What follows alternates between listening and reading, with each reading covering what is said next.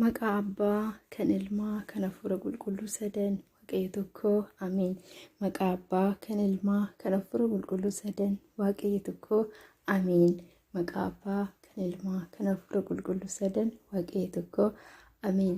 Kabajamtootaaf hordoftoota koo baga geessan ayyaana cuuphaa jala bultii ayyaana cuuphaa cuuphamuu gooftaa keenya Yesuus Kiristoos fayyisaa addunyaa baga geessanii waggastiin isin ga'e.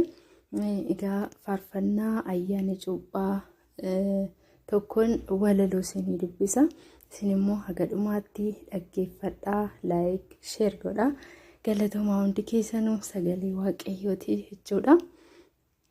Cuuphamee jira, cuuphamee jira gooftaan, cuuphameera, cuuphamee jira gooftaan, cuuphameera, cuuphamee jira, cuuphamee jira.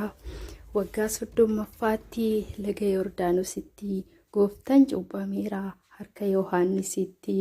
Mataasaa gad qabuun walakkaa galaanatti hundumaa kan uume harka garbicha isaatti. Laga Yordaanosii teellatti dheessite, lagni Yordaanosii teellatti dheessite, waaqummaan Kiristoos ni danfisa jettee yooriif daanos turte cuuphaasaan tokkoomte. Tokkummaan nuufis tokkummaa isaatiin, nuufis cuuphaa isaatiin tokkummaan argamtee cuuphamee jira gooftaan, cuuphameera. Gooftaan yoo cuuphamu iccitiin labsame, sadummaaf tokkummaan hundatti ibsame.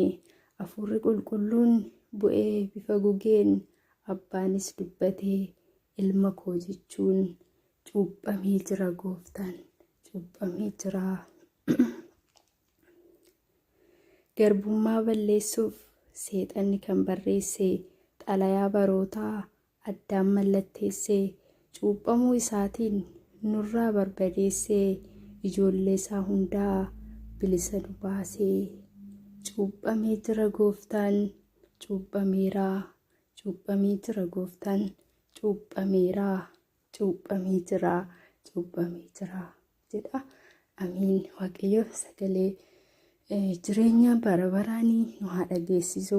Hundi keessanuu bakkuma jirtanitti dhaggeeffadhaa, haga dhumaatti laayik godhaa isin jedha.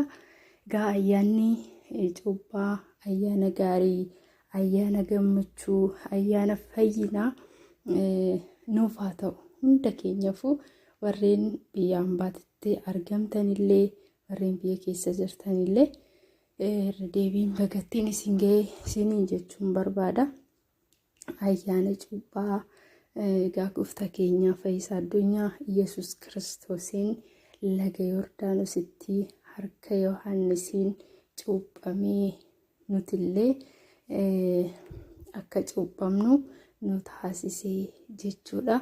Akka ijoollummaa Sillaasee akka fudhannuuf karaa nutti agarsiise jechuudha. Gooftaa keenya Yesuus Kiristoosiin waggaa 30ffaa isaatti cuuphamuunsaa jechuudha.